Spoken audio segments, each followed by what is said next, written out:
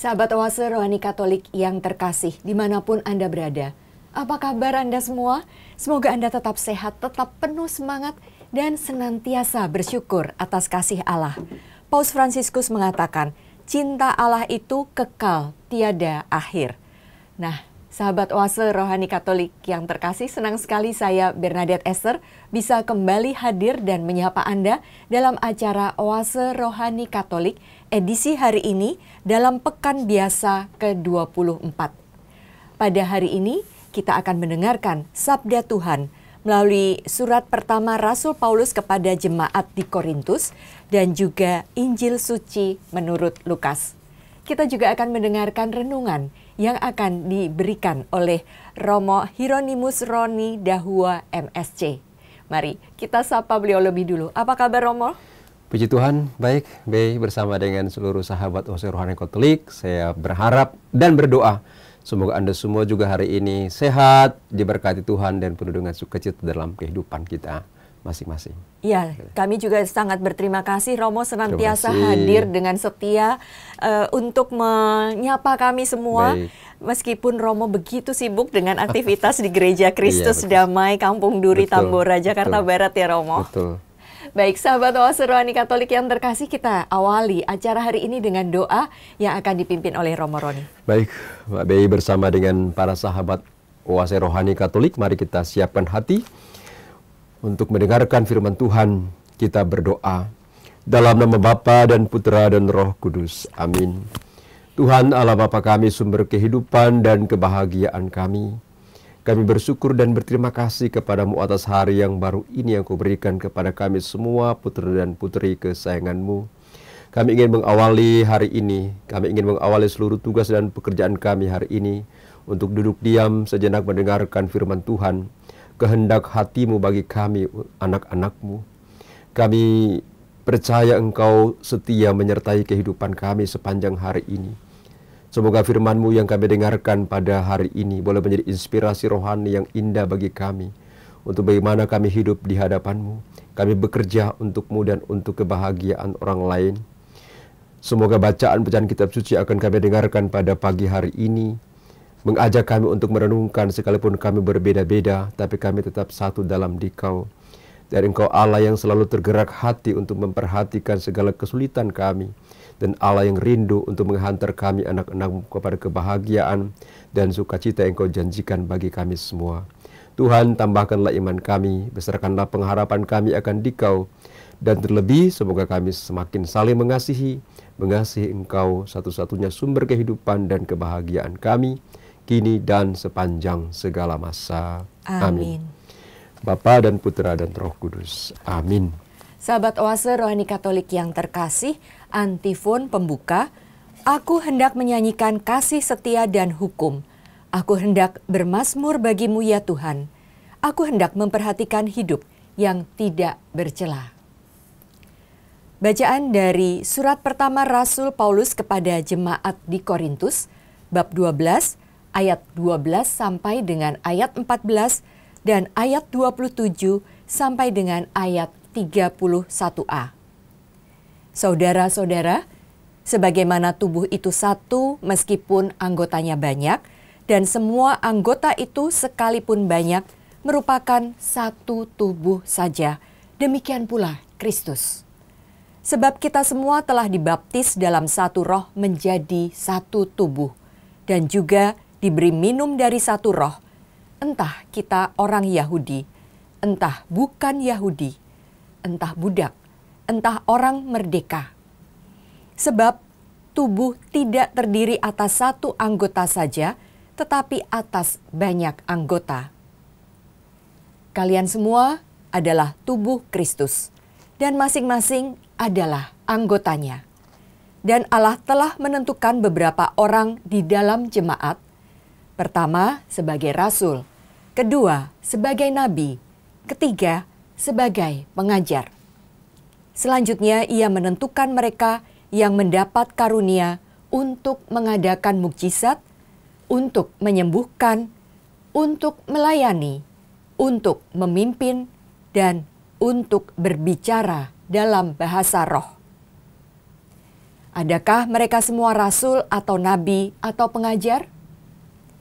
Adakah semua mendapat karunia untuk mengadakan mukjizat atau untuk menyembuhkan atau untuk berbicara dalam bahasa roh atau untuk menafsirkan bahasa roh?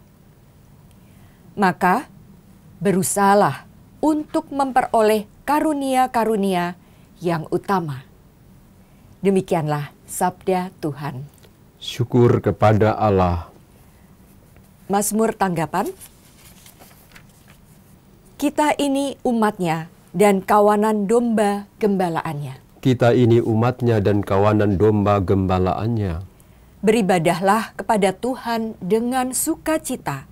Datanglah ke hadapannya dengan sorak-sorai. Kita ini umatnya dan kawanan domba gembalaannya. Ketahuilah bahwa Tuhanlah Allah. Dialah yang menjadikan kita dan punya dialah kita. Kita ini umatnya dan kawanan domba gembalaannya. Kita ini umatnya dan kawanan domba gembalaannya. Masuklah melalui pintu gerbangnya dengan nyanyian syukur. Masuklah ke pelatarannya dengan puji-pujian. Bersyukurlah kepadanya dan pujilah namanya. Kita ini umatnya dan kawanan domba gembalaannya. Sebab Tuhan itu baik, kasih setianya untuk selama-lamanya, dan kesetiaannya tetap turun-temurun. Kita ini umatnya dan kawanan domba gembalaannya. Haleluya. Haleluya. Seorang nabi besar telah muncul di tengah-tengah kita dan Allah mengunjungi umatnya. Haleluya. Tuhan bersamamu Dan bersama rohmu. Inilah Injil suci menurut Lukas. Dimuliakanlah Tuhan. Kita baca dari Injil Lukas pasal 7 ayat 11 sampai 17. Pada suatu ketika pergilah Yesus ke sebuah kota bernama Nain. Para murid serta banyak orang pergi bersama dia. Ketika ia mendekati pintu gerbang kota, ada orang mati diusung keluar, yaitu anak laki-laki tunggal seorang ibu yang sudah janda. Banyak orang kota itu menyertai janda tersebut. Melihat janda itu, tergeraklah hati Tuhan oleh belas kasihan. Lalu Tuhan berkata kepadanya, "Jangan menangis." Dihampirinya usungan jenazah itu dan disentuhnya. Maka para pengusung berhenti. Tuhan berkata, "Hai pemuda, aku berkata kepadamu, bangkitlah." Maka bangunlah pemuda itu, duduk dan mulai berbicara. Yesus lalu menyerahkannya kepada ibunya. Semua orang itu ketakutan dan mereka memuliakan Allah sambil berkata, "Seorang nabi besar telah muncul di tengah-tengah kita dan Allah telah mengunjungi umatnya." Maka tersiarlah kabar tentang Yesus ke seluruh Yudea dan ke seluruh daerah sekitarnya. Demikianlah sabda Tuhan. Terpujilah Kristus. Ya, Romo Roni tadi dari surat pertama Rasul Paulus kepada jemaat di Korintus, kita mendengar bahwa Rasul Paulus mengibaratkan gereja sebagai satu tubuh, yaitu tubuh Kristus yang terdiri dari banyak anggota.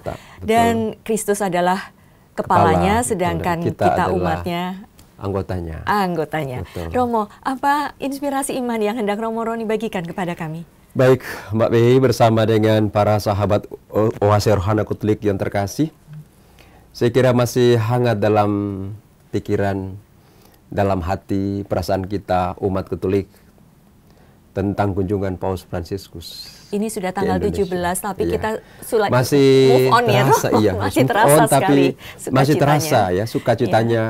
Saya kira ini mungkin sukacita iman yang memang harus kita tetap pelihara dalam kehidupan kita sebagai orang Katolik. Bagaimana kehadiran Paus itu menjadi wajah Allah yang datang ke Indonesia, wajah gereja yang hadir di Indonesia untuk menampakkan Allah yang mau menerima setiap orang apapun adanya.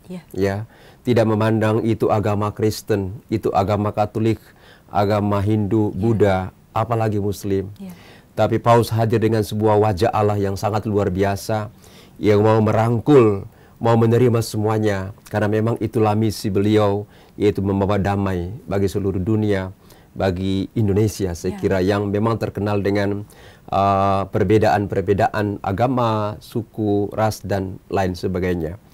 Dan juga kehadiran Paus ini menjadi wajah gereja yang sungguh-sungguh nyata bagi kita. Bagaimana Paus hadir di Gereja Katolik Indonesia ini untuk menunjukkan bahwa dia adalah kepala gereja, dia adalah pemimpin gereja yang mau menyapa setiap orang, dari anak kecil, dari yang cacat, yang besar, sampai yang normal, semua disapa oleh Paus. Dan dia menjadi pribadi yang sangat mendengarkan, yang sangat rendah hati, yang mau menerima kita anak-anaknya ketika datang. Sebagai anak yang rindu berjumpa dengan bapaknya, dia membuka hatinya.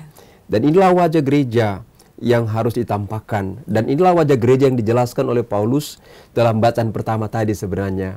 Bagaimana Paulus menggambarkan gereja itu sebagai tubuh mistik Kristus. Kristus adalah kepala dan kita adalah anggota-anggotanya. Dan sebagai seorang kepala gereja tentunya Yesus menerima kita semua apa adanya. Saya kira ada 3 pesan rohani yang menarik dari bacaan pertama kita renungkan pada kesempatan ini di hari ini adalah yang pertama bahwa Yesus datang tengah-tengah dunia ini untuk membawa satu misi utama, yaitu bahwa kita semua adalah satu. Kita semua adalah anak-anak Allah di dalam Dia. Ini yang harus menjadi keyakinan iman kita, khususnya dalam hidup bersama kita, dalam keluarga, dalam komunitas, di lingkungan kerja kita, apapun adanya kita harus memiliki keyakinan ini, bahwa Kristus Yesus yang kita percaya itu, yang kita imani itu, Dia punya misi datang ke dunia adalah supaya kita semua bersatu. Supaya kita semua merasa, kita semua menyadari, baik pikiran maupun perasaan kita, bahwa kita ini sama-sama adalah anak-anak Allah. Kita semua adalah ciptaan Tuhan yang Tuhan kasihi tanpa batas. Itu yang pertama ya. Yang kedua dari bacaan pertama ini mengingatkan kita semua memang sebagai anak-anak Allah, kita mempunyai peran yang berbeda-beda. Memang Tuhan beri kita kepercayaan yang berbeda-beda. Ini juga penting kita sadari agar kita juga tidak membeda-bedakan orang, tidak menjadi orang yang mudah iri hati, menjadi menghakimi orang lain, bahkan membenci orang lain karena orang ini kok pekerjaannya bagus, saya kok cuma yang ini, orang ini kok duduknya di sana, saya kok di sini, orang ini kok besar, saya kok kecil, dan sebagainya. Kita tidak perlu membeda-bedakan hidup kita karena memang dalam bacaan pertama dikatakan setiap orang diberi kepercayaan. Setiap orang diberi karunia untuk hidup seperti yang kita hidupi sekarang ini. Saya kira kalau ini kita sadari, maka kita akan menjadi pribadi-pribadi yang sangat berbahagia, yang sangat bersuka cita di hadapan Tuhan. Karena apa? Hidup kita hanya penuh dengan syukur. Terima kasih Tuhan atas pekerjaan yang Kau berikan kepada saya sekalipun kecil, tapi saya percaya di sini ada berkat yang Engkau siapkan bagi saya. Dan saya kira ini kan kita bisa ibaratkan dengan tubuh kita ya, dengan tubuh kita sendiri ya. Ada kepalanya, ada tangannya, ada kakinya, ada telinganya, ada mulutnya. Itu kan bagian-bagian dari tubuh yang tidak bisa dipisahkan satu sama lain dengan peran yang berbeda-beda. Ya telinga perannya mendengar, nggak mungkin mengambil. Tangan ya perannya adalah memegang, meraba bukan mencium, gitu ya. Mulut ya perannya adalah mengunyah, makan, merasa. Sementara kaki tugasnya berjalan, nggak mungkin kaki tugasnya mengunyah, gitu kan? Atau kaki tugasnya mengambil, ya. Tapi kaki tugasnya menghantar kita ke suatu tempat. Sementara tangan mengajak kita untuk meraba atau mengambil sesuatu. Sekalipun kita berbeda-beda, tangan kita berbeda fungsinya, mata kita beda fungsinya, tapi tubuh rohani ini, tubuh romoroni, tubuh Mbak Bey ini terdiri bermacam-macam anggota yang tidak bisa dipisahkan satu sama lain. Menjadi Mbak Bey yang cantik karena punya tangan, punya kaki, punya mata, punya mulut, punya rambut. Itu kan sesuatu yang harus kita syukuri dalam hidup. Dan ini bacaan pertama tadi punya pesan yang kedua untuk kita hari ini adalah mari kita mensyukuri kepercayaan yang Tuhan berikan kepada kita. Kita syukuri peran-peran yang Tuhan berikan kepada kita. Karena dalam bacaan pertama tadi kan bagus. Ada yang jadi rasul, ada jadi nabi, ada jadi pengajar. Karena itu pengajar nggak usah iri pada nabi. Nabi nggak usah iri kepada rasul. Karena kita diberi kepercayaan oleh Tuhan memang dengan talenta, dengan kemampuan kita masing-masing. Ada bahkan diberi karunia menyembuhkan, karunia buat mujizat dan sebagainya. Ya, kita nggak usah merasa kok dia bisa menyembuhkan, saya kok enggak. yang kadang menghantar kita pada sikap kita kemudian menjadi benci, menjadi iri dan sebagainya, membuat hidup kita nggak happy, nggak bagi karena apa? Karena kita suka membanding-bandingkan hidup kita dengan orang lain. Saya kira semboyan Bhinneka Tunggal Ika itu sangat relevan dengan bacaan ini ya, berbeda-beda tetapi kita satu. Saya kira ini juga Paus punya pesan untuk tanah air Indonesia ya, hendaklah kita berbeda-beda agama, kita plural dalam segala sesuatu, tapi sekali lagi kita tetap punya satu Tuhan, satu iman. Kita bangun perdamaian, kita bertoleransi, kita merajut iman, harap dan kasih dalam hidup kita bersama, kita solider ya, kita bersaudara. Saya kira ini pesan yang bagus. Jadi saya kira ini tangan ya bersaudara dengan kaki. Tangan bersaudara. Kalau bayangkan kalau sampai tangan berantem sama kaki, ya tangan mau ke sana, kaki bilang saya nggak mau pergi, ya nggak jadi sesuatu yang nggak ada sesuatu yang terjadi dalam hidup ini ya. Atau kita ya misalnya kalau kita sakit ya, misalnya kita tiba-tiba sakit mata, ya kita merasa memang ribet sekali ya. Nah di sini kita melihat bagaimana satu sama lain itu baik tangan, mata itu berkolaborasi, bersatu ya untuk apa sebuah tujuan tubuh ini, yaitu itu kemuliaan Tuhan. Saya kira ini pesan kedua. Dan pesan yang terakhir dari bacaan pertama ini dengan sangat bagus dikatakan oleh Paulus, karena itu berusahalah untuk memperoleh karunia-karunia yang utama. Karunia utama itu yang mana? Sekalipun Paulus tidak sebutkan. Tapi saya kira karunia utama itu adalah, kalau kita ingat 3 kata penting dari Paulus ketika kunjungan ke Indonesia yang didengung-dengungkan, yang ditulis di mana-mana ya, yaitu iman, persaudaraan, dan bela rasa dan solider. Saya kira ini keutamaan-keutamaan itu. Jadi artinya kita ini kan berbeda-beda satu sama lain. Kita punya kepercayaan berbeda, kita punya peran berbeda-beda. Nah, dalam perbedaan-perbedaan itu yang diminta untuk kita adalah kita belajar saling menerima, saling menghargai, saling berbagi, saling melengkapi. Itulah karunia-karunia utama. Apa artinya saya sebagai seorang pengajar kalau saya tidak bisa menerima kehadiran seorang sahabat saya sebagai nabi? Apa artinya saya sebagai seorang nabi kalau saya tidak bisa menerima saya punya teman sebagai seorang pengajar? Apa artinya saya sebagai rasul tapi saya nggak bisa menerima dan menghargai teman saya yang sebagai pembuat mujizat? Jadi ini yang penting. Karena sekali lagi kita kadang bertengkar, kadang kita dalam komunitas menjadi tidak akur, dalam keluarga pun menjadi tidak akur karena kita tidak mempunyai karunia-karunia ini, yaitu kemampuan-kemampuan rohani, yaitu untuk belajar menghargai, untuk belajar menerima, untuk belajar saling melengkapi satu sama lain. Saya kira ini untuk renungan saya, bacaan pertama ini saya kira memberi 3 pesan yang indah, yang saya kira yang saya katakan tadi masih sangat relevan atau inspiratif dengan kehadiran Paus kita kemarin di Indonesia. Romo pasti ada di GBK ketika. Betul, saya di GBK. Nah, Romo tentu melihat bagaimana wajah Paus itu begitu bersih, penuh senyum. Itu menunjukkan bahwa di dalam dirinya tidak ada rasa faktor-faktor negatif yang kadang-kadang, tetapi hanya ada kasih, ada tadi mencintai sesama, ada bela rasa ya Romo. Dan itu bukannya tidak mungkin juga bisa kita hadirkan ya Romo. Saya kira memang saya sendiri ya secara pribadi mengatakan memang Paus itu dia punya aura kesucian. Dia aura kesucian itu memang benar-benar kuat banget ya. Bahkan sampai begitu dia dikejar-kejar oleh begitu banyak orang ya, karena mungkin memang ketulusan hatinya ya. Bayangkan dia turun dari pesawat aja, dari bandar sampai ke duta itu dia nggak pernah tutup kaca mobilnya. Saya sendiri merasa inilah kepercayaan Paus ya terhadap Indonesia. Sekalipun mungkin ada suara-suara Indonesia itu dalam tanda petik tidak begitu nyaman, tidak begitu aman, tapi bagi Paus ternyata itu disingkirkan. Yang ada pada Paus adalah saya datang untuk membawa misi perdamaian untuk Indonesia. Jadi sekali lagi memang saya sendiri merasa Paus itu punya aura kesucian sangat luar biasa ya, karena bayangkan dia pergi ke Masjid Istiqlal saja dengan satu adegan yang menurut saya satu tindakan dan peristiwa yang memang langka, yaitu ketika Imam Agung Istiqlal itu bisa mencium kepala Paus ya. Saya kira mungkin imam ini punya perasaan yang kagum kagum akan Paus ya. Karena dia memang merasa ini kesucian ya. Seorang suci yang datang sehingga dia berani sekalipun mungkin ditentang oleh sesamanya ya, tapi bagi imam ini dia mengungkapkan isi hatinya. Bagaimana dia begitu mengagumi pribadi ini. Merasakan aura kebaikan dari Paus. Dan Paus juga begitu. Paus juga sangat rendah hati dan tulus, tidak ada rasa curiga. Dia juga membalas dengan ciuman. Jadi menurut saya inilah sikap ya, perbuatan-perbuatan yang menunjukkan memang Paus ini memang pribadi yang memang yang mau menerima setiap orang ya. Dan ini yang diharapkan oleh bacaan pertama tadi.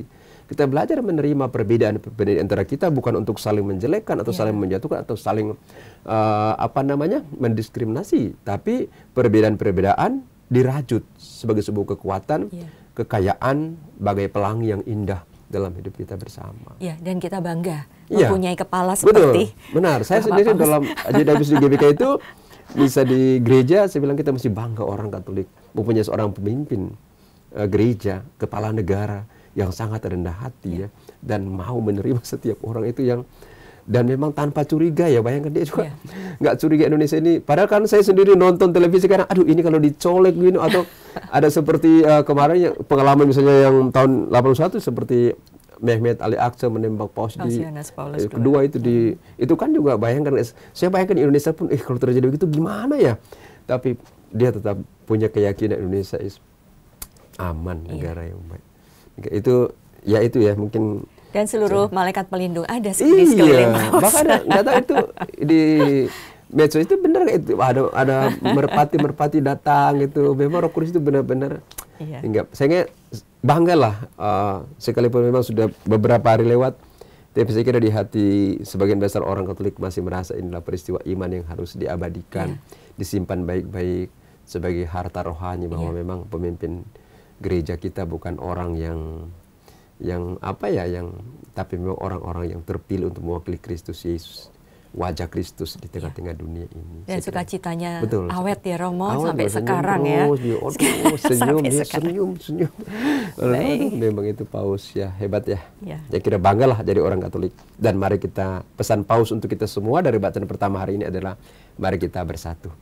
Dalam perbedaan, mari kita saling memperkaya, saling melengkapi supaya gereja Katolik, keluarga kita masing-masing bisa bagaikan pelang yang indah bagi banyak orang. Seperti itu. Ya. Baik, sahabat Oase Rohani Katolik yang terkasih, kita akan jeda sejenak untuk mengendapkan apa saja yang sudah Romo Roni katakan tadi.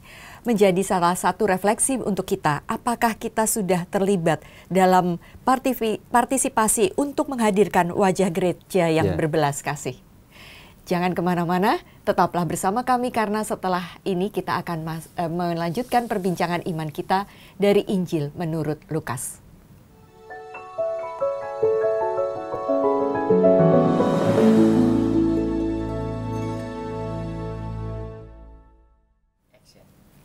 Sahabat Oase Rohani Katolik yang terkasih, terima kasih Anda masih bersama kami, Romo Hieronymus Roni Dahua MSC dan saya Bernadette Esther.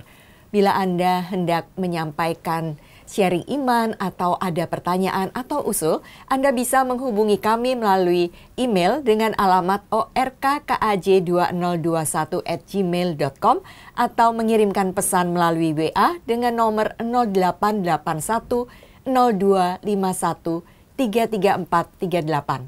Nah, kini mari kita lanjutkan perbincangan iman kita. Romo Roni, dari bacaan Injil menurut Lukas, tadi kita mendengar kisah Injil hari ini memang sangat menyentuh hati ya Romo. Yesus berjumpa dengan arak-arakan yang sedang penuh duka. Lalu melihat sang janda begitu sedih, Tuhan Yesus tergerak hatinya oleh belas kasihan. Kata kuncinya ya, luar biasa itu. Ya Romo, inspirasi iman apa yang hendak Romo bagikan kepada kami? Baik, Mbak Bei bersama dengan para sahabat Oase Rohani Katolik yang terkasih, saya kira dalam bacaan Injil yang kita dengarkan pada hari ini, sekurang-kurangnya menurut refleksi saya, perasaan iman saya itu ada 3 hal penting juga yang bagus untuk kita renungkan bersama-sama, yang saya kira bisa menjadi inspirasi rohani dalam hidup kita sepanjang hari ini. Yang pertama, bahwa Allah yang kita percaya itu adalah Allah yang peduli dengan kehidupan kita. Allah yang selalu terlibat dengan kehidupan kita manusia. Dengan sangat bagus dikatakan di sana, suatu ketika Yesus pergi. Yesus itu selalu pergi. Yesus itu tidak pernah tinggal diam. Dia selalu pergi. Untuk apa? Untuk mencari umatnya. Untuk melihat kesulitan-kesulitan umatnya. Dan kebetulan waktu sampai di kota Nain itu, ada segerombolan orang yang mengusung seorang anak muda yang meninggal, anak dari seorang janda. Dan disitulah Yesus melihat bagaimana duka cita, bagaimana pergumulan ibu ini sebagai seorang janda yang pasti dia membutuhkan seorang anak, apalagi anak laki-laki yang tunggal, yang mungkin masih muda. yang mungkin bekerja untuk kehidupan mamanya, tapi pergi, ya, dalam arti dipanggil. Nah, tapi di sini kita melihat bagaimana Yesus itu tidak membiarkan ibu ini sedih. Tidak membiarkan ibu ini berada dalam pengalaman duka yang berkepanjangan, tapi dia dengan hati yang penuh belas kasih, dia menyapa ibu itu, jangan menangis. Nah, sampai pada bagian ini kita mau katakan bahwa memang Allah kita adalah Allah yang peduli. Allah yang berbelas kasih pada kehidupan kita manusia. Sehingga mungkin pesannya untuk kita semua adalah dalam menghadapi peristiwa hidup kita manusia yang kadang ada suka, ada dukanya, ada tantangan, ada pergumulan, tapi juga ada pengalaman-pengalaman yang membuat kita senang dan bahagia. Dalam pengalaman-pengalaman penderitaan itulah kadang kita sulit untuk berjumpa dengan Tuhan. Dalam pengalaman-pengalaman duka itu kadang membuat kita tidak mampu melihat kehadiran Tuhan. Bahkan kadang kita merasa Tuhan itu jauh dari kehidupan kita. Atau bahkan kemudian kita mengeluh, kenapa Tuhan itu nggak peduli dengan kehidupan saya. Saya kira bacaan Injil ini memberi pesan yang paling utama dan pertama untuk kita bahwa Allah kita adalah Allah yang berbelas kasih. Allah yang peduli, Allah yang mau terlibat untuk kehidupan kita manusia, anak-anaknya dalam suka maupun duka. Saya kira ini pesan yang pertama. Pesan yang kedua adalah ketika sampai di tempat itu, ketika Yesus menyentuh peti jenazah itu para pengusung berhenti dan membiarkan Yesus melakukan apa yang hendak ia lakukan. Nah, saya kira pesan yang kedua untuk kita dalam kehidupan ini memang ada saat-saat di mana kita harus berhenti sejenak. Kita berhenti sejenak. Kita membiarkan Tuhan itu menyapa kehidupan. Kadang kita terlalu sibuk dengan pekerjaan kita, sibuk dengan rutinitas kita, bahkan waktu kita perlu untuk diam sedikit di hadapan Tuhan sudah nggak ada. Dari pagi sampai pulang tidur, besok pagi bangun kita sudah pergi seperti roda berputar begitu cepat, ya. Saya kira pesan kedua dari bacaan ini adalah dalam kehidupan kita, di tengah-tengah kesibukan kita sehari-hari, kalau boleh kita siapkan satu saat kita berhenti sejenak untuk merasakan sentuhan-sentuhan Tuhan dalam hidup kita. Untuk mendengarkan sapaan-sapaan Tuhan dalam hidup kita. Kadang kita bergumul, kadang kita jatuh dalam persoalan, kadang kita mengalami kesulitan, karena memang kita tidak punya waktu untuk dengarkan Tuhan berbicara sih dalam hidup kita. Benar. Karena kadang kita itu mungkin kita bergumul, kita mempunyai masalah, karena kita terlalu sibuk. Kita terlalu dengarkan banyak orang, dengarkan cerita-cerita yang begitu, apalagi sekarang medsos begitu banyak cerita-cerita itu, ya. Komentar sana sini, belum kesibukan di kantor, belum usaha kita lagi tidak seperti hari-hari kemarin.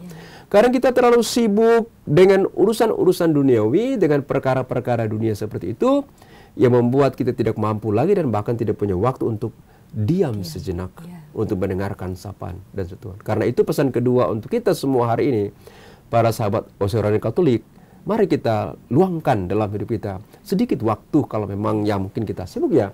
Tapi harus kita punya waktu untuk diam sejenak di hadapan.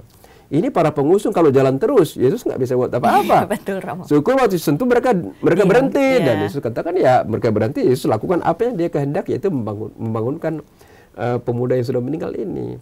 Jadi di saat-saat kita merasa kesibukan kita begitu banyak, persoalan-persoalan kita begitu banyak, pergumulan kita begitu banyak, mari kita ambil waktu untuk diam sejenak dan kita biarkan Tuhan bangunkan kita, biarkan Tuhan sentuh kita, biarkan Tuhan ketuk hati kita, biarkan Tuhan angkat kita untuk kita bisa melihat ini karya Allah yang luar biasa dalam kehidupan kita. Betul, Romo. Ketika berhenti sejenak di sini dikatakan bahwa kuasa Tuhan itu bukan hanya berdampak kepada si anak yang mati itu, bukan hanya kepada ibunya, tetapi justru juga kepada orang-orang lain yang mengusung dia.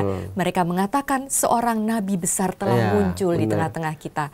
Artinya mereka juga tergerak imannya. Jadi itu saya bilang, kalau kita punya waktu berhenti sejenak di hadapan Tuhan, untuk mendengarkan sapaan Tuhan, untuk merasakan sentuhan-sentuhan Allah dalam kita akan sampai pada sebuah kekeguman. Seorang nabi besar, Allah Maha Kuasa, Allah berbelas kasih selalu nyata dalam hidup saya. Tapi kalau kita terlalu sibuk, ya, membuat kita tidak mampu untuk merasakan dan mampu melihat kehadiran Allah dalam hidup kita. Jadi sekali lagi, pesan bacaan Injil ini yang kedua untuk kita semua pada hari, mari kita biasakan untuk ada waktu untuk diam sejenak di hadapan Tuhan. Apalagi kita yang punya pekerjaan begitu banyak, ya, mungkin di kantor, ya, di tempat-tempat di mana kita bekerja. Kadang sekali lagi dibutuhkan sebuah waktu, sebuah hati yang mau untuk berdiam sejenak di hadapan Tuhan, ya.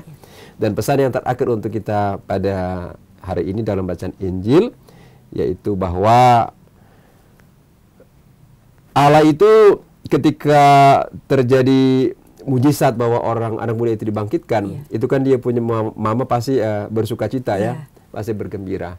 Dan ketika melihat semua itu kan orang-orang pada kagum, wah, Nabi Yesus telah muncul tengah-tengah kita. Dan mulai saat itu tersiarlah kabar tentang Yesus di seluruh Yudea dan sekitarnya. Nah, saya kira pesan ketiga untuk kita, ketika kita mengalami kebaikan Tuhan dalam hidup kita, kita mengalami jamahan Tuhan, kita mengalami sentuhan Tuhan dalam hidup kita, ketika kita mampu melihat kemuliaan Tuhan yang besar untuk berkarya dalam kehidupan kita, ada satu tugas yang Tuhan percayakan, mari kita siarkan kabar ini kepada banyak orang, supaya kuat kuasa Allah, supaya kasih karunia Allah, supaya belas kasih Allah itu sungguh-sungguh dikenal, ya, dan dirasakan oleh begitu banyak orang dalam kehidupan kita sehari. Saya kira ini penting sekali. Iya, Romo, ini juga penting ya Romo, ada banyak kesengsaraan, kesedihan dan penderitaan. Betul. Tetapi ibu ini dikelilingi oleh orang-orang yang bersimpati kepadanya. Betul. Mungkin ini juga pesan buat kita ya, ini Romo. pesan juga buat kita, memang benar Mbak Bei, memang kadang dalam kehidupan kita itu, kita seperti bacaan pertama tadi ya, kalau kita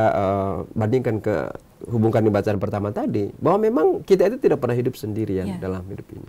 Ada orang-orang yang diberi kepercayaan masing-masing, dan orang itu kadang berperan. Kalau kita memang memiliki satu kesatuan hati, semangat persaudaraan, kebersamaan, saya kira kita tidak pernah berjalan sendirian. Ada saja orang yang akan datang untuk membantu kita, orang yang mau untuk menguatkan kita, asal sekali lagi kita memang mau untuk menerima dan terbuka pada kehadiran orang lain yang berkehendak baik tentunya dalam kehidupan kita. Saya kira ada saja. Ya, betul Romo. Berbela rasa seperti betul, yang Romo ya, seperti bela rasa tadi. Ya, bukan yang Romo ungkapkan, tapi itu memang tiga kata yang memang jadi memang satu kesatuan. Satu kesatuan, dan itu memang semuanya yang kedatangan Paus itu, tiga kata itu yang Paus memang selalu menyampaikan, ya. Iman, persaudaraan, dan memang solidaritas. Solidaritas, betul. Ya.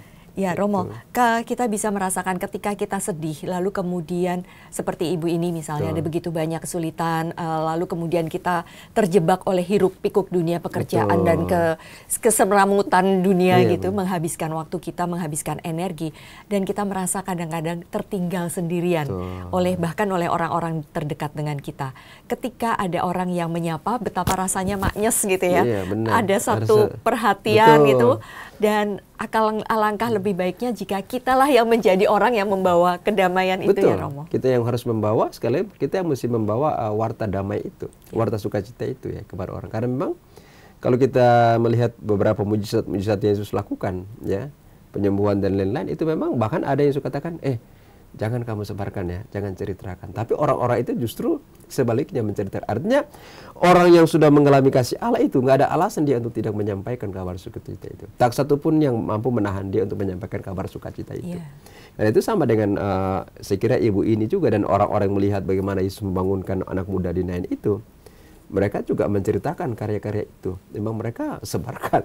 Karena memang ini sebuah berita damai, berita sukacita, bahwa memang ada seorang nabi besar, yaitu Yesus Kristus, yang punya kuasa dari Allah Bapa sendiri untuk melakukan hal-hal yang menyelamatkan manusia gitu ya. Dan Yesus juga ingin kita hadir untuk membawa penghiburan, belas kasih dan cinta kepada orang-orang yang ini juga penting. Benar. Ini pesan juga kita juga yang tadi Romo katakan, kita juga sebagai satu kesatuan dengan anggota gereja lain, kita memang harus hadir juga untuk membawa sukacita bagi orang lain. Kita nggak hidup untuk diri kita sendiri saja, tapi hidup kita selalu untuk orang lain dan untuk Tuhan. Di situ saya kira sukacita orang Kristiani itu ketika dia bisa hidup berbagi dengan orang lain. Sukacita kita sih ada di situ. Ya, ketika kita bisa hadir untuk menguatkan, menghibur, melayani, membuat orang lain bahagia, itu menjadi sukacita kita, saya kira. Baik, sahabat Oase Rohani Katolik yang terkasih, mari kita berbuat sesuatu. Melalui kita, Yesus ingin kita membawa penghiburan ya Romo, belas kasih dan cinta kepada orang-orang yang membutuhkan. Sahabat Oase Rohani Katolik yang terkasih, kita sudah berada di penghujung acara. Kita akan menutup acara pada hari ini dengan doa dan berkat Allah melalui Romo Roni. Silakan.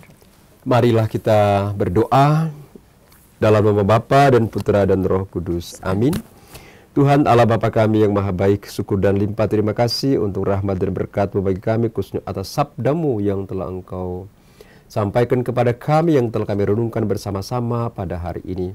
Semoga sabda-Mu yang sudah kami dengarkan dan renungkan bersama bisa menjadi inspirasi rohani bagi kita, bagi kami semua, dalam hidup kami sepanjang hari ini, baik di kantor, dalam keluarga, komunitas, lingkungan, wilayah, gereja kami, agar kami semakin hari semakin sungguh-sungguh menjadi wajah-Mu sendiri melalui hidup dan karya-karya kami.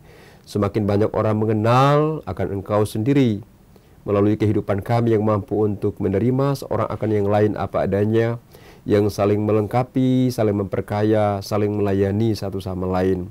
Lebih daripada itu, semoga kami boleh menjadi anak-anak-Mu, murid-murid-Mu yang mudah tergerak hati oleh belas kasihan kepada orang-orang yang kami jumpai sepanjang hari ini.